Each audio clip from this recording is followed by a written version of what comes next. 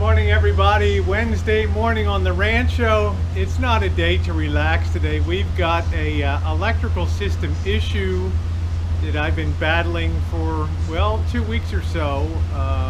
Ever since I got the rig back from having the being checked out, that generator light has stayed on, and sometimes the battery charges up and sometimes it doesn't.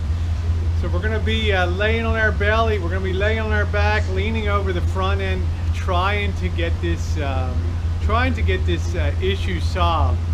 And as many of you know that do repair work, electrical system issues are some of the most difficult issues to track down because there's so many routes that circuits take and things. So today we're basically going to be in the doghouse. So let's go see what I'm talking about. Yeah, I know Rosie's always in the doghouse anyway, right? So we'll come over to the rig. I got her fired up and put the joystick and close that up a little bit. The selfie stick, that engine just purred. There's the 455 in the doghouse. Got the beautiful headers on it.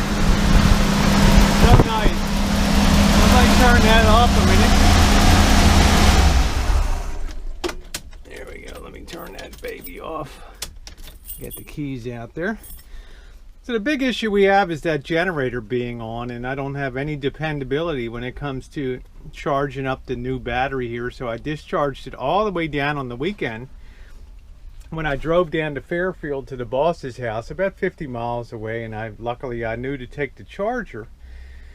So I fired it up, the charger, and got it charged up again. I came home. I expected the battery to be dead when I got home, but lo and behold, it wasn't. So I have an intermittent issue here that we're going to have to track down. So rather than blow a new alternator in, there's diodes, there's certain things here that may have tripped and gone bad. So I'm going to be very careful with things that I check on here. I don't want to induce any more shorts, but this is your chance to really get a look at the 455 and the big Doug Trophy headers on here, which are really cool, huh?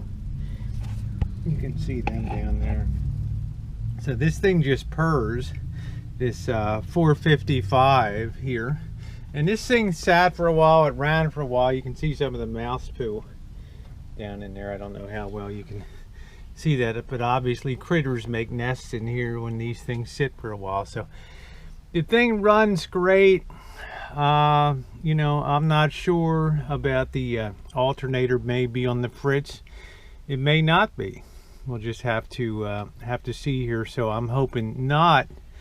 So I'm gonna go ahead and get the schematic out. I'm going to open up the front here and do a little research and check out some of our connections and see if we can get that darn generator light turned off and have some confidence that when we go out on the road and stop, we're not going to have to turn off or actually charge up the battery again. You know, I don't want to have to sit there and run a generator for 3 hours to charge a battery.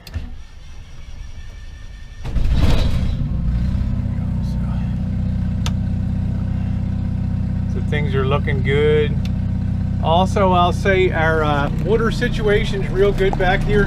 The tank is holding. I'm underneath of the bed now, and yeah, this is totally dry now. The carpeting under here, so I'm pretty happy about that. So boondocking, though, we want to be able to go out and have the safety margin of knowing that we start something, it can run.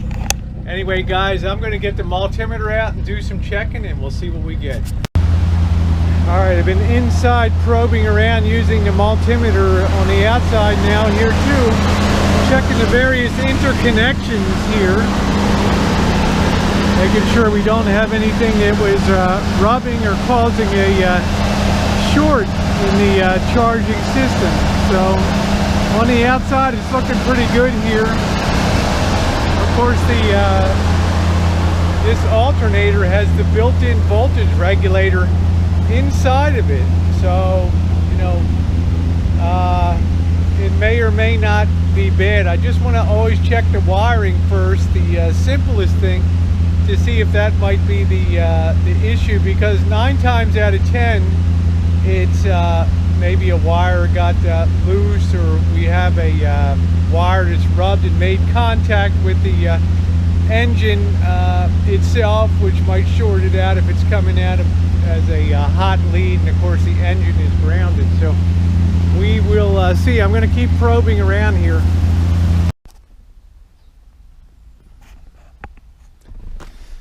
Okay guys, I've got the multimeter here, and I'm just doing some checking on some of the general connections and continuity here, and it looks like I have an open here on the alternator, the feed onto the alternator here.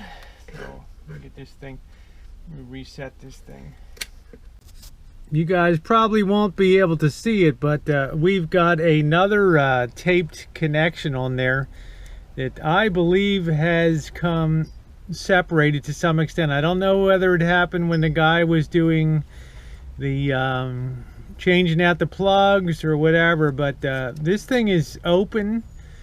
So I'm going to go ahead and I've checked source to source from one end to the other, and this is the direct alternator feed coming off of here, and she's good and tight on the connector plug on the side. So my concern is somebody hit that real hard backing out a wrench or something like that and separated that connection. So I'm going to open her up, take a look, close that down real tight on there, and then see if that does the trick in terms of closing.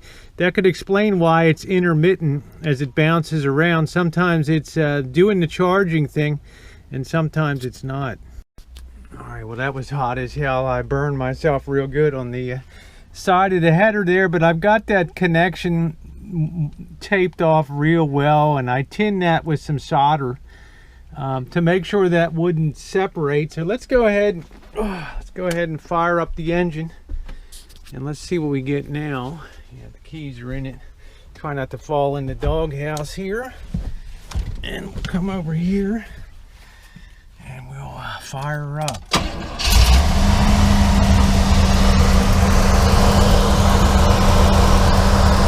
And lo and behold, guys, look at that. We got no generator light on.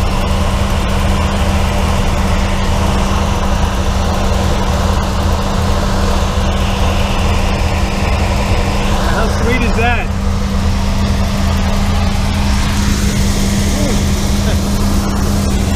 Like the fan running here, huh? Anyway, guys, that was a pretty easy fix today. I think that should do the job.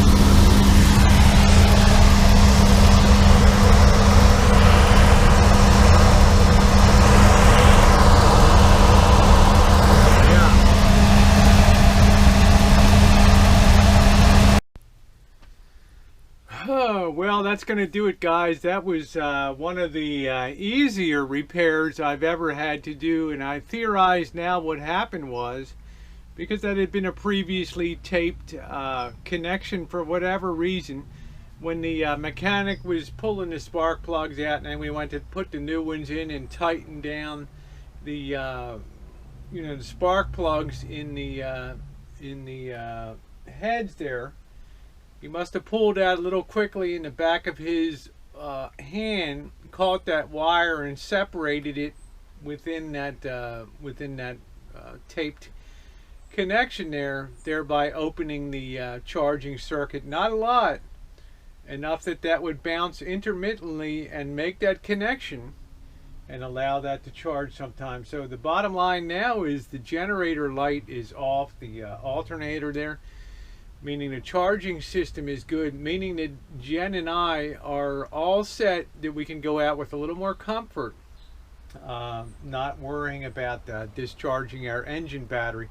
But just in case, we always carry a 100-foot extension cord, and we always carry a battery charger if we can find a place to just plug in, it saves a lot of hassle. Anyway, guys, thanks for being along. The charging system fix is done, and we keep moving ahead with the rig. Thanks, everybody. 1974 GMC RV, the Canyonlands 260 edition. Thumbs up are always appreciated. Thanks.